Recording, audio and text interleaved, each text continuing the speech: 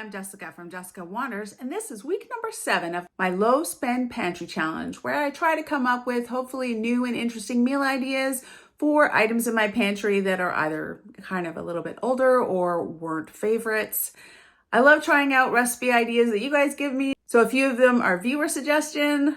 Always awesome. I love trying out the ideas that you guys give me. It's so much fun. If you like the video, don't forget to give it a thumbs up. You can subscribe to see more videos from me or check out the join button for other ways to support my channel. Let's see what I came up with this week.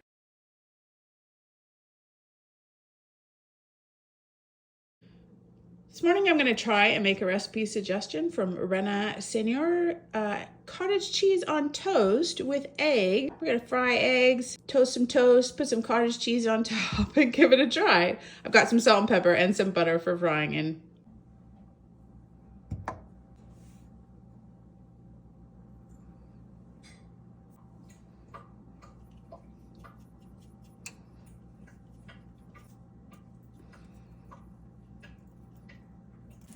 Oh, it just broke. It wasn't broken.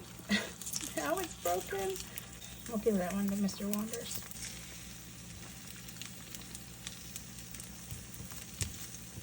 How did that happen? Maybe I dropped them in too hard. This one just broke too? Why are the eggs breaking after I've already got them in the pan?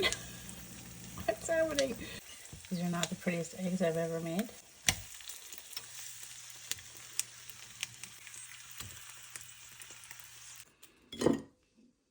Now, I don't really know how this is supposed to go, but I've got some cottage cheese and I have some buttered toast.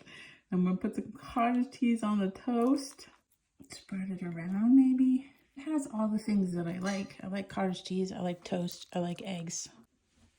I think I'll put some pepper on there, salt and pepper. Right, I didn't cook the most perfect eggs, but here they come. Lots of pepper on the eggs. I could have been a little bit softer, but it's not too bad. Let's try it.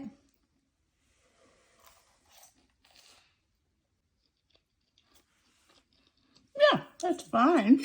It's pretty good. I really like cottage cheese, so it's actually right up my alley. Thank you so much for the suggestion, Rena Senior.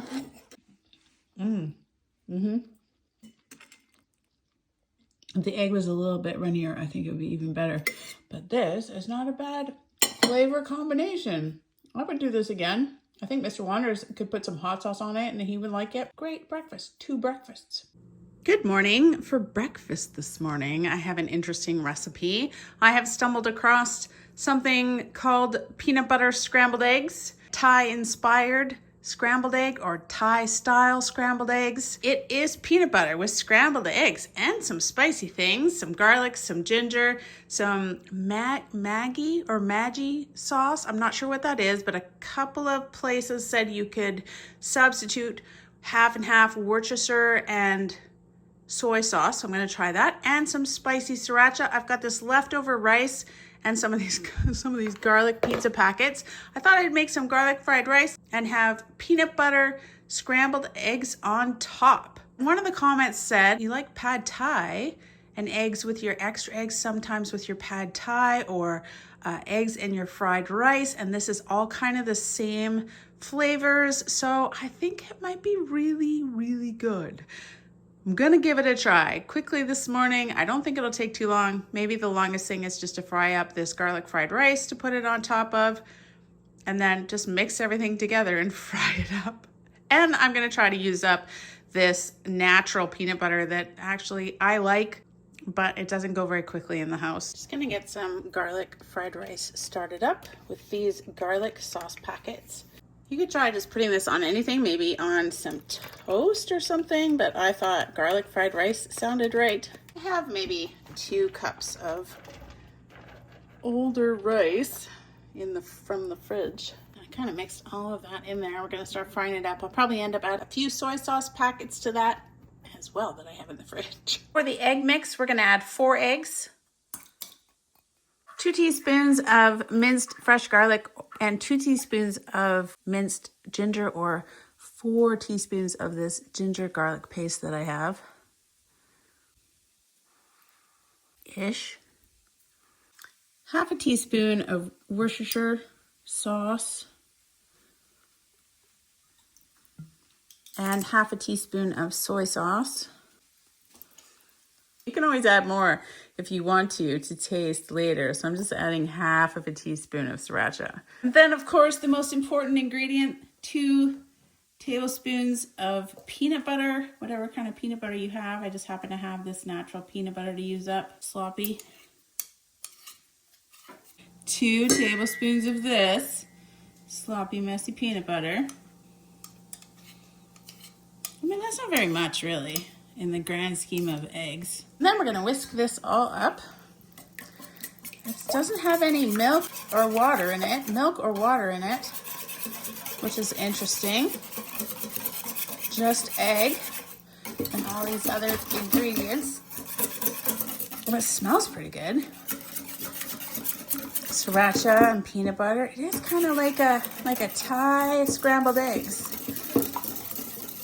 I can see that. I can see it. Did add a little bit of soy sauce to this rice, so it cooks up kind of like a fried rice. Keep that going. I'm not really sure, like it doesn't look very watery or anything, so there we go, eggs. Got the garlic fried rice popping away over there. Get a different utensil. I mean, it is making eggs. Very brown. I'm just gonna make scrambled eggs the way we would normally make them, I think. This will be okay for 2 people. Looking like scrambled eggs with a tiny bit of a brown tinge to it, maybe. Smells pretty decent. It's getting a nice kind of brown on it really quickly. Peanut butter scrambled eggs. I don't know if it's because of the pizza dipping sauce or whatever, but this fried rice didn't really get very browned. I don't know if it's obviously not really garlic butter, the pizza dippy sauce. I don't know what it is. Some garlic flavored rice. And then some peanut butter Thai inspired scrambled eggs. There we go. It smells really good. All right, let's give it a go. It all kind of looks the same color, like the fried rice and the scrambled eggs have this kind of beigey brown color to them.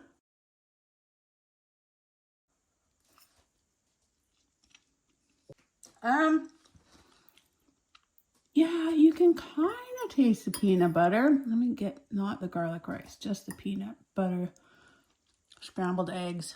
You can really taste the ginger and the garlic. It goes nicely with the peanut butter. It's not too hot. It's pretty good. You can't really taste it. It doesn't taste like you would expect it to taste, like peanutty. I'm gonna put a tiny, I'm gonna try to put a tiny bit of sriracha on that.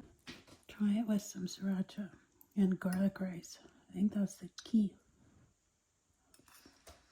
I mean, this is fabulous. You could definitely just eat this peanut butter scrambled egg.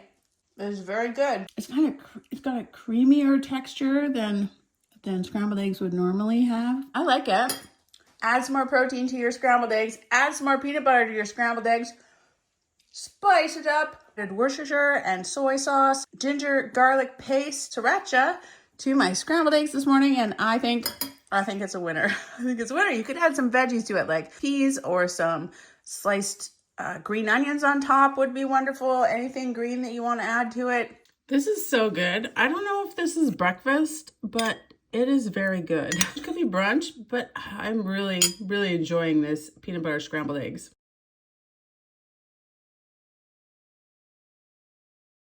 For lunch today, we're gonna make some nachos with ground beef, jalapenos. We've got corn, cheese, onions.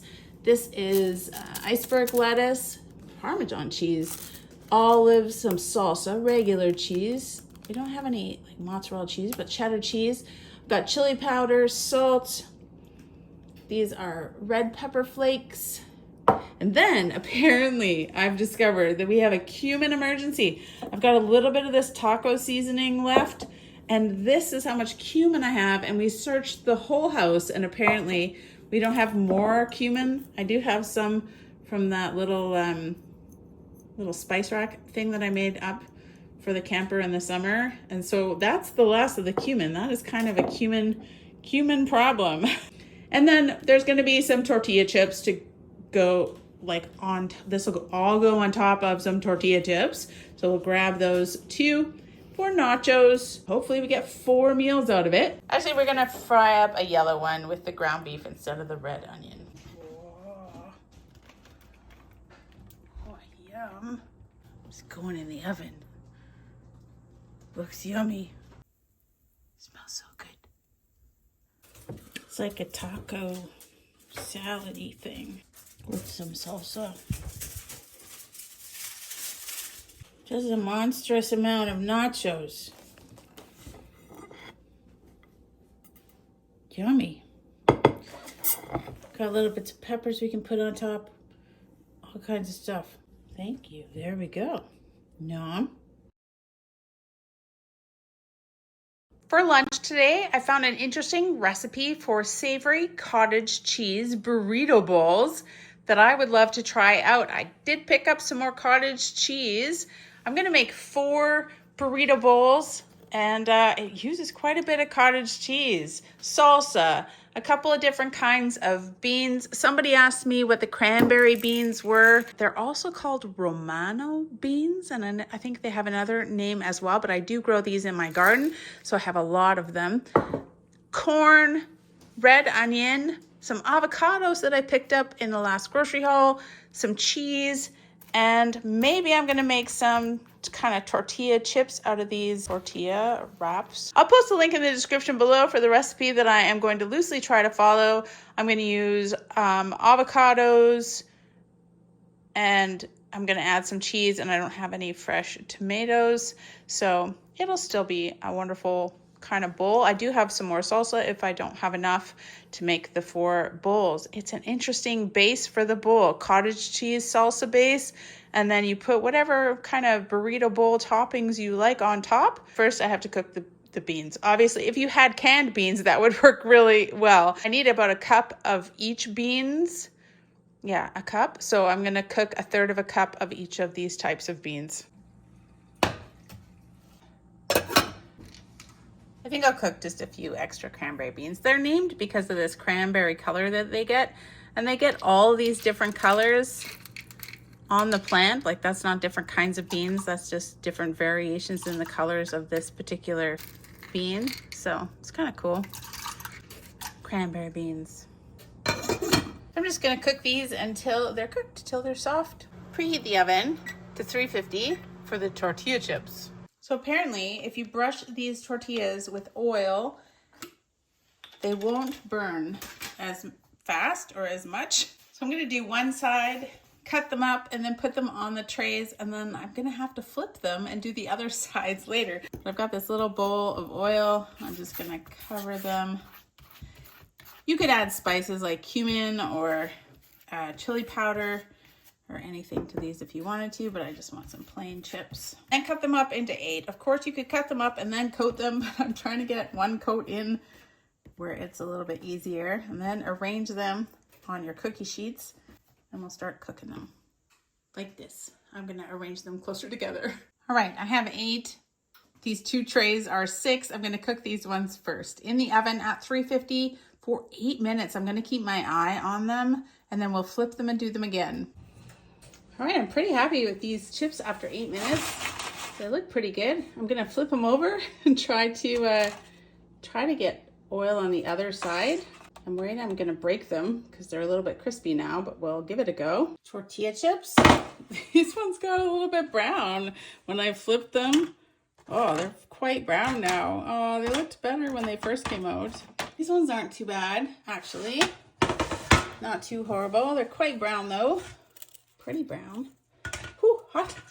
Should have kept a slightly closer eye on them for the second time in the oven. I put my last little batch in for just 6 minutes. See if that makes a difference. They don't taste too bad. The last tortilla things I made were a little more burnt than this. So these are okay. Taking these third batches out even earlier. That was only 6 minutes. Not even. That was only 4 minutes. I don't know how much time they need on the other side. These look very crispy. So not 8 minutes aside, maybe 4 minutes and 4 minutes. Right now we're gonna mix up our burrito bowl base. I've got 4 cups of cottage cheese.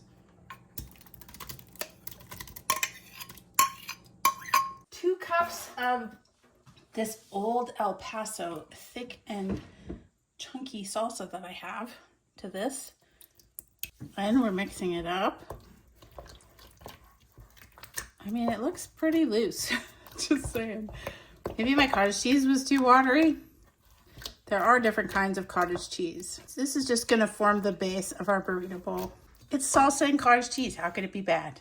To build each savory cottage cheese burrito bowl, we're gonna add 1.5 cups of this cottage cheese salsa base, which seems like a whole lot. And to that, we're just gonna add 1/4 of everything else that we have here. Maybe 1/4 cup of beans, cranberry beans, black beans. I was thinking at this point I could add some chili powder, just a sprinkling, and some cumin, kind of Mexican flavoring. And of course you could add red pepper flakes if you like it a little bit spicier. Always do it in your hand in case you mess it up and pour out too many. I just want kind of a sprinkle of red pepper flakes. And 1/4 of this small red onion, 1/2 of an avocado. I had some that were nicely ripe and some that are not. And then some cheese. If you had some tomatoes, you can put some tomatoes on top.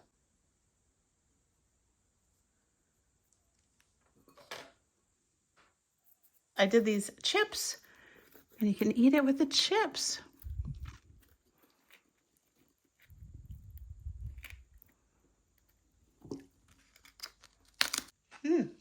It's pretty good. I'll try that cottage cheese. I wasn't quite sure if I was gonna like that, but it's pretty good, actually. It's pretty good.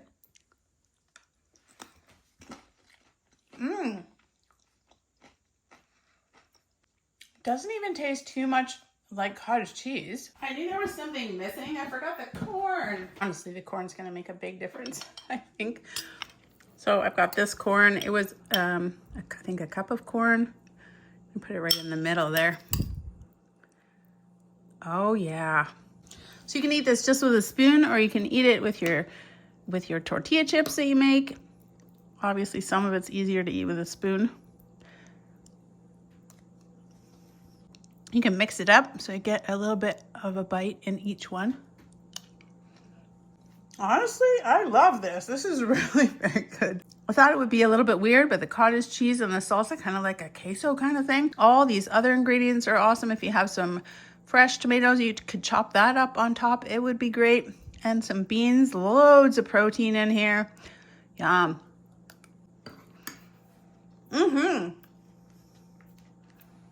I love this. I'll leave a link to the recipe in the description below. It's basically mix your cottage cheese with salsa and then put whatever kinds of things you would put on a burrito bowl on top. It would be much quicker if you had canned beans instead of having to cook your beans. And also I spent a bunch of time making the tortilla chips. I'll perfect this tortilla chip thing eventually. Here are my 4 cottage cheese burrito bowls. I think once I got past the fact that the cottage cheese salsa combination was really tasty, you could put anything you want on top of here. Made 4 easily. 1/3 of a cup of beans makes approximately a cup of beans cooked. 3 dinners, 1 work lunch, 4 fair-sized lunches.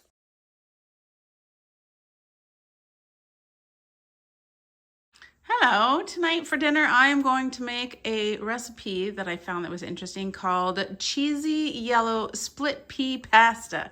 I've got yellow split peas, I've got pasta, I've got some cheese, chicken broth, butter, onion, yogurt, and some olive oil and salt and pepper to taste. And I'm gonna make a yellow split pea sauce for some pasta. You could use like a vegetable broth instead.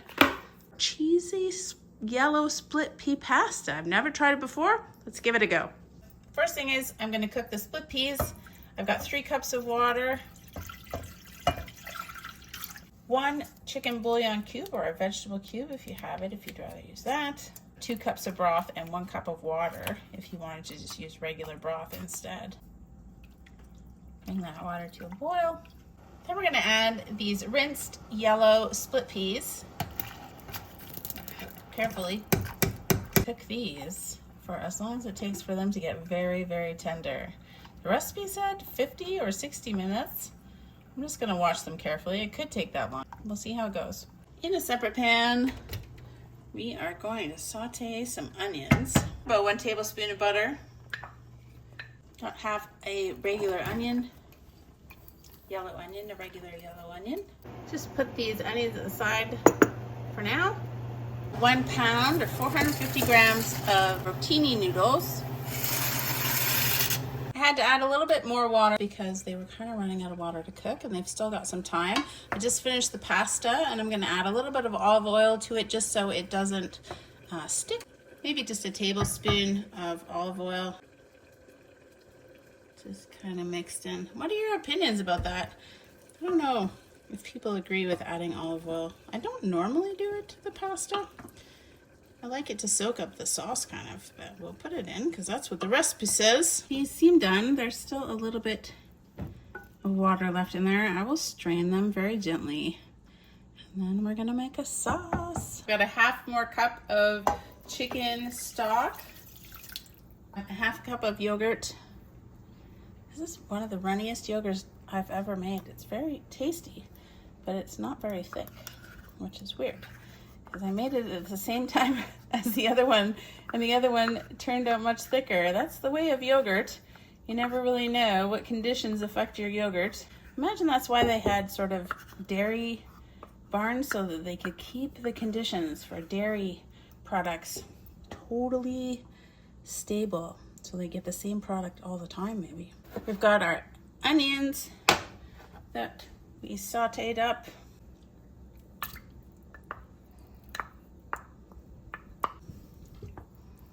This is supposed to go in a blender, but I'm gonna try to use my immersion blender. I don't know if it's actually gonna work, but we'll see. I strained these yellow split peas for a while, I guess. I don't know how much water actually came off of them. There wasn't much left when it was done cooking, so I'm not really sure. But I did it because it was in the recipes. I think we'll be able to blend this up with the immersion blender.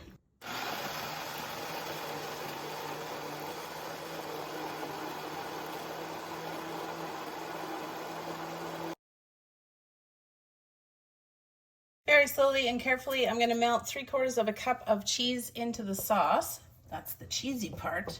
Cheesy yellow split pea pasta. Of course, I grated up some extra that I'll probably put on top because you can't have too much cheese. This one was actually in the freezer. Mr. Wonders found it. He's like, here's another block of cheese. I'm like, what? It's kind of not great for shredding, so it's perfect to put those kind of freezer cheeses that aren't solid so much anymore into sauces and stuff because they just melt away. Okay, we're gonna melt that in there, and then I've got a little bit extra that I can put on top. And once the sauce is kind of ready, looks pretty smooth and ready. I wonder if this is gonna taste anything like mac and cheese. Could this just be mac and cheese? That would be amazing. I wonder if I added turmeric, if it would be the right color. All right, we're gonna pour this onto the pasta.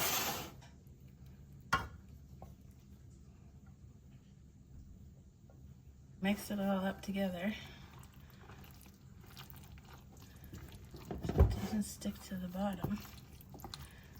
Oh.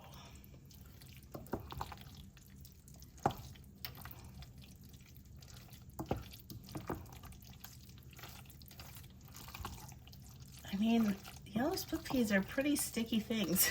Mr. Waters says they're like concrete. You could build a wall out of them.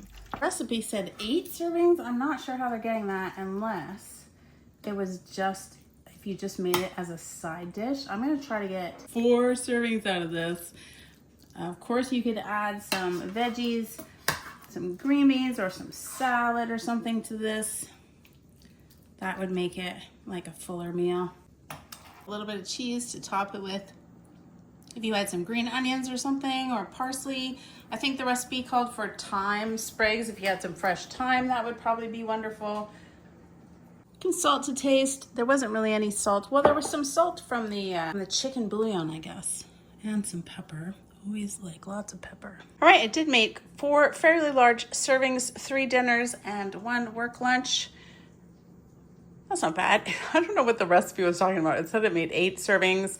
If you were using this as a side or something, that would definitely make 8 sides. Let's give it a try, even though the dishwasher is being a little bit noisy.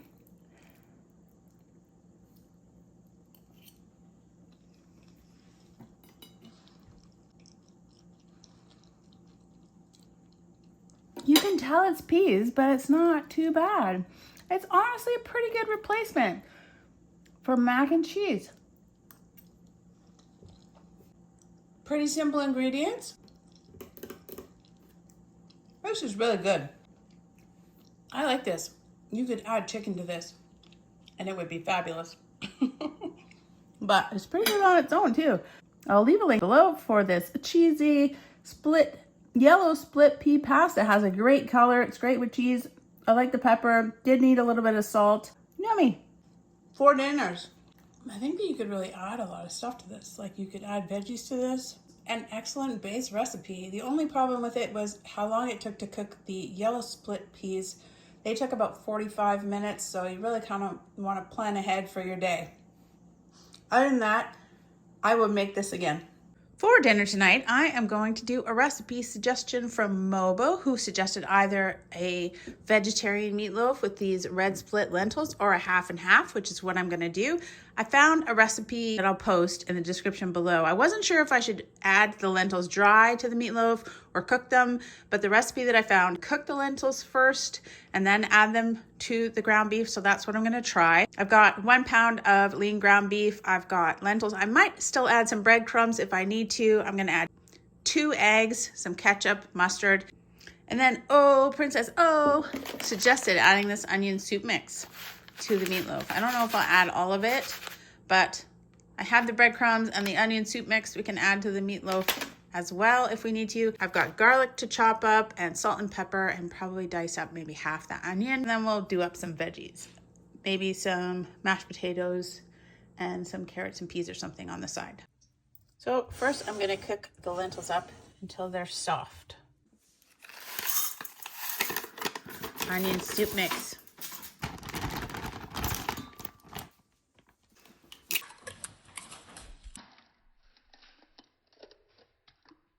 2 tablespoons of mustard. I have a bunch of kind of leftover barbecue stuff in the fridge. I've got this chicken and rib that only has a tiny amount in it. I've got this tiny amount of ketchup. I've got this Rufus Teague made some sauce, blazing hot barbecue sauce. I think I'll just combine it all into approximately a half a cup of barbecue sauce.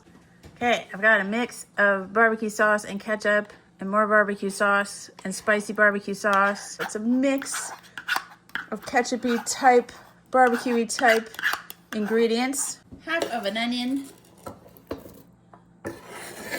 2 large cloves of garlic. I cooked 1 cup of lentils. It says to add 2 cups. So there's 1 cup. Just measuring to see if they're right. 1.5 cups. Wow, it makes almost exactly 2 cups of lentils with a tiny bit left over. 1 cup of lentils makes 2 cups of cooked lentils. Perfect. Then I'm just gonna add some pepper. Lots and lots and lots of pepper, maybe a teaspoon of pepper. And some salt. Maybe half a teaspoon of salt. And then if we have to add breadcrumbs, we'll add some breadcrumbs if it's too soggy. 350. It's pretty wet, so I'm gonna add 2/3 of a cup of breadcrumbs. that goes. That wasn't enough, so here's another third and a bit in the pan.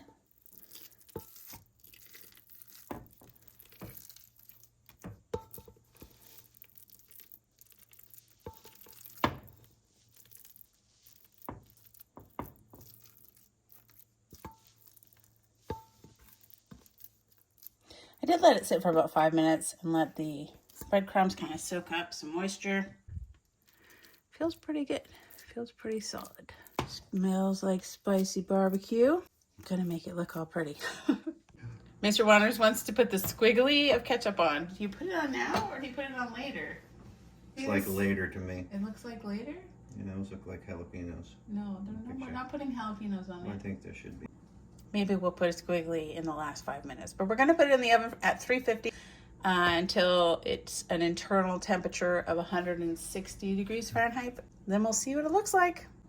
It does kind of look like a beef substitute to me with the color of the red lentils. Just saying. Wow.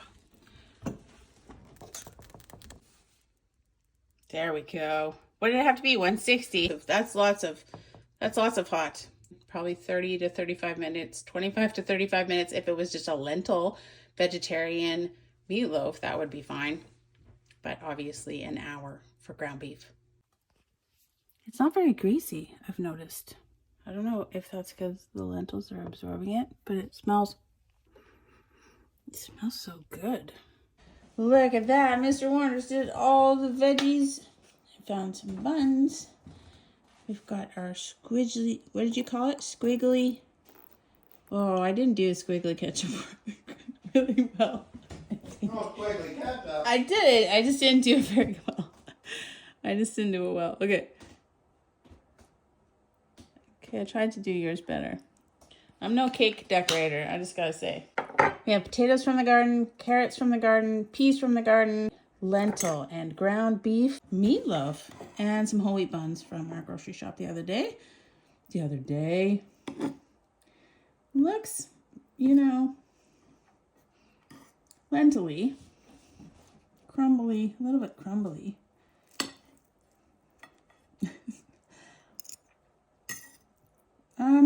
Oh, it's very smooth. It has a fine flavor. Oh, a little bit spicy from the spicy barbecue sauce. It does fall apart a little bit. You can tell that it has lentils in it, but it's pretty good. Spicy barbecue worked out really well. I think I'll mix it with these mashed potatoes and it'll be fabulous. Instead of another pound of ground beef, just 1 cup of lentils to substitute that. Budget alternative. No. Thank you so much for this suggestion, Mobo. That was great. I can kind of taste that onion soup mix. Used up some breadcrumbs. Oh no, meatloaf dinner. Yummy goodness. That is it for week number 7. We did manage to use some yellow split peas, some more lentils. I made a little bit of a dent into this natural peanut butter that no one is using. We used about half of this pasta. We did use some breadcrumbs and the meatloaf and some of that onion soup mix and some cranberry beans and black beans as well. I could make some more oats, panko. Oh, I didn't use any panko. Still got some tuna fish and this Greek salad dressing. Oh man, that whole wheat flour bag. Yeah, I'm not really paying attention to it very well. I am coming up with some more things that I'm just ending up adding to this pantry as we're going on this low spend pantry challenge. All in all, pretty good week for legumes and some interesting recipes for cottage cheese that I really enjoyed. That burrito bowl was pretty good. If you guys enjoyed the video, don't forget to give it a thumbs up. I'll post a link to the entire low spend pantry challenge series if you would like to watch everything from the beginning with all the great different meal ideas and anything else that I think that you might be interested in. And I'll see you guys all next time. Bye.